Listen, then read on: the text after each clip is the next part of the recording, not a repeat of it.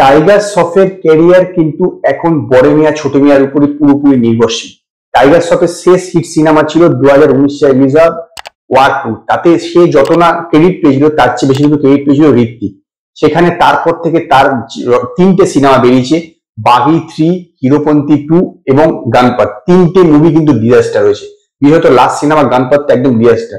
এইবার তার লাস্ট বাজি হচ্ছে বড় মিয়া ছোট মিয়া। বড় মিয়া ছোট মিয়ার উপর কিভাবে তার ক্যারিয়ার ডিপেন্ড করছে সেই ব্যাপারে আমি আপনাদের সঙ্গে আজকে এই ভিডিওতে কথা বলবো।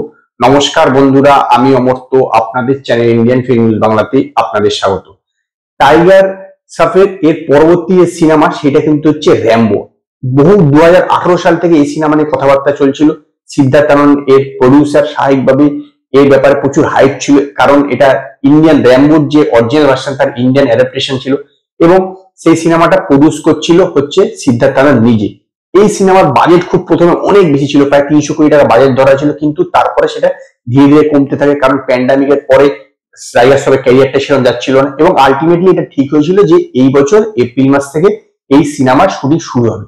কিন্তু এখন শোনা যাচ্ছে সেইটাও কিন্তু আবার পোস্টপন্ড হয়েছে। তার কারণ হচ্ছে এর যে ফাইন্যান্সার জিও স্টুডিও, তারা এটা ভালো করে দেখতে চাইছে যে বড় মিয়া ছোট মিয়া কিরকম বক্স অফিসে পারফর্ম করে, তার উপরে ডিপেন্ড করে তারা পয়সা লাগাবে। কারণ তারা এটা বুঝতে পারছে যে বড় মিয়া ছোট মিয়া যদি সেরকম সাকসেস না পায় তাহলে এত বড় বাজেটের সিনেমার পিছনে, টাইগার শ্রফের পিছনে এত বেশি টাকা লগ্নি করাটা সঠিক হবে না। কারণ তারা যেখানে নতুন যে সিদ্ধার্থ আনন্দ যে নতুন বাজেট দিয়েছে, প্রথমে ছিল 300 কোটি টাকা, এখন সেটা 150 কোটি টাকা রেখেছে, কিন্তু সেই টাকাটাও লগ্নি করা ঠিক হবে কিনা এই টাইগার শ্রফের পিছনে, সেটাও কিন্তু এখন জিও স্টুডিও ভাবছে।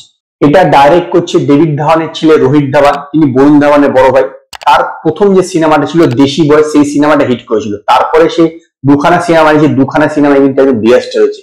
একটা হচ্ছে ঢিসুম, তারপর রিসেন্ট টাইমে বাংলা শাহজাদা, দুটো সিনেমা ডিজাস্টার হয়েছে। তো স্বাভাবিকভাবে জিও এখন যথেষ্ট বেশি চিন্তায়, তার কারণ হচ্ছে ডাইরেক্টরও সে দুটো সিনেমা চলেনি, হিরোরও শেষ 3টে সিনেমা চলেনি, তার উপরে এরকম 150 কোটি টাকা লগ্নি করাটা যে কতটা যুক্তিযুক্ত সেটাও কিন্তু এখন জিও খুব ভাবছে এবং সেই কারণে তারা ওয়েট করছে বড় মিয়া ছোট মিয়ার কি রেজাল্ট হয় তার উপর ডিপেন্ড করে তারা এর বাজেট ঠিক করবে। এবং এখন আপাতত ঠিক হচ্ছে যে এই সিনেমার শুটিং এপ্রিলের বদলে জুলাই মাস থেকে চালু হবে, কিন্তু এর বাজেট কি হবে সেটা কিন্তু বড় মিয়া ছোট মিয়ার সাকসেসের উপরে নির্ভর করবে। সেই জন্যই বললাম বড় মিয়া ছোট মিয়া হচ্ছে টাইগার শ্রফের ক্যারিয়ারে একটা বড় সিনেমা হতে চলেছে, কারণ এই সিনেমার উপর ডিপেন্ড করবে যে সে পরবর্তী দিনে কিরকম সিনেমা পাবে বা তার সিনেমার বাজেট কি হবে। ইভেন শুধু তাই না, তার স্যালারিও হয়তো ডিডাক্ট হতে পারে যদি এই সিনেমাটা ভালো বক্স অফিসে পারফরমেন্স না করে।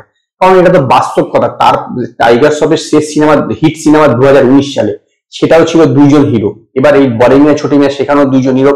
তার পূর্ববর্তী সে 3খানা সিনেমা করে 3খানা সিনেমা ডিজাস্টার হয়েছে সিঙ্গেল হিরোতে, মানে সে নিজে একা হিরো ছিল। তো স্বাভাবিকভাবে যে কোনো লগ্নিকারী, এটা তো কমন ব্যাপার যে একটা এত বড় টাকা ইনভেস্ট করতে সমস্যা, মানে 10 বার ভাববে। তো সেই ব্যাপারটাই ঘটছে।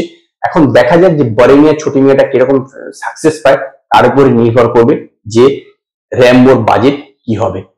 তো আজকে এই পর্যন্ত। যদি আপনাদের ভিডিও পছন্দ হয় তো লাইক করুন, কমেন্ট করুন, শেয়ার করুন, আর নতুন নতুন আপডেটের জন্য আমার চ্যানেলকে সাবস্ক্রাইব করুন।